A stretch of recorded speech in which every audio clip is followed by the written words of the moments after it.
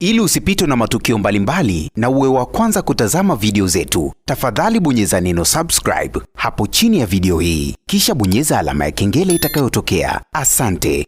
Habari kubwa, habari ya moto ambayo siku leo imeweza kutrend mitandaoni, na kwa asilimia fulani watu wengi sana hawajapendezwa na hizi habari, lakini pia tunaweza kusema Rotimi ambaye ni mume wa Vanessa Mdee, kitu ambacho amekizungumza sio kitu kizuri, na alitakiwa yeye kama mwanaume akae kimya, haijalishi ameambiwa na nani, haijalishi itakuwaje. Lakini Rotimi alikuwa hana sababu ya kumtukana Juksi kwenye mitandao ya kijamii. Siku leo mume wa Vanessa, Rotimi, ameamua kumshambulia Juksi mitandaoni na kuweza kuanika mambo yote ambayo Vanessa aliwahi kumwambia kuhusiana na Juksi. Kama ambavyo tunafahamu, Vanessa aliishi kipindi kirefu sana na Juksi katika mahusiano yao. Ilifikia hatua Vanessa chake cha Juksi, lakini pia cha Juksi cha Vanessa. Walifikia hatua hiyo kwa sababu ni watu ambao walikuwa wanapendana sana, lakini pia familia zao zilikuwa zina support ule upendo ambao walikuwa wanaoneshana.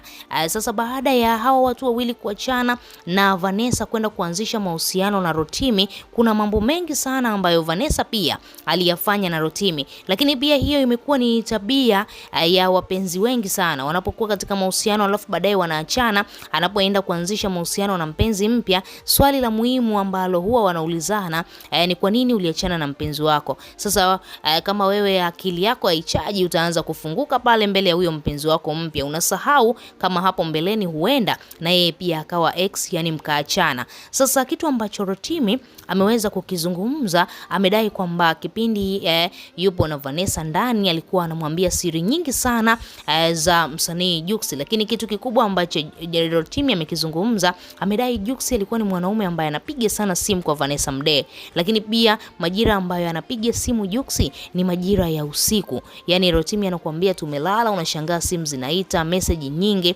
Sasa Vanessa akawa anamwambia mwanaume wake Rotimi kwamba huyo achana naye, huyo amekolea katika penzi langu, ameshindwa kumove on, lakini mimi simtaki na kutaka wewe, mambo kama hayo. Lakini Rotimi kuna jambo ambalo amedai hata yeye pia alilishangaa.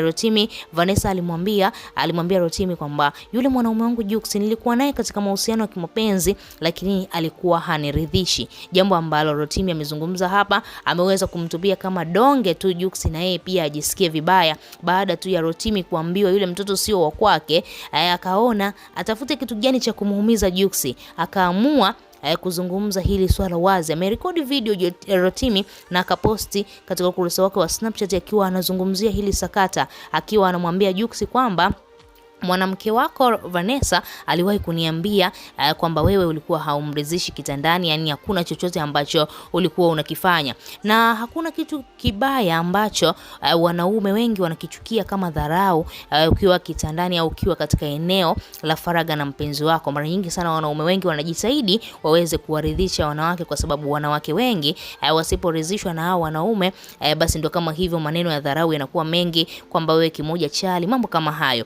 Sasa Rotimi ni kama vile ameamua kumdhalilisha Juksi baada tu ya kuona Juksi waliweza kuficha siri ya muda mrefu pamoja na Vanessa kwamba yule mtoto ni wa Rotimi, lakini kumbe walikuwa wanajua kabisa yule mtoto ni wa Juksi. Rotimi kitu ambacho kinamuuma, anadai amewekeza vitu vingi sana kwa yule mtoto wake.